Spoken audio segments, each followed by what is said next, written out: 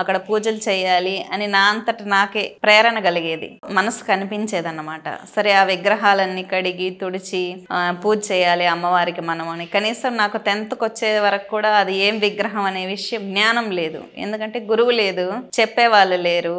ఏదో ఒక శక్తి ఆకర్షించింది, వెళ్ళి పూజ చేయడం ద్వారా ఆ విగ్రహాన్ని కడిగి పూజ చేసినప్పుడు ఆ విగ్రహంలో నుంచి ఏదో ఒక ఎలక్ట్రికల్ ఎనర్జీ నా శరీరంలోకి ప్రవేశిస్తుందా అని అనిపించేది.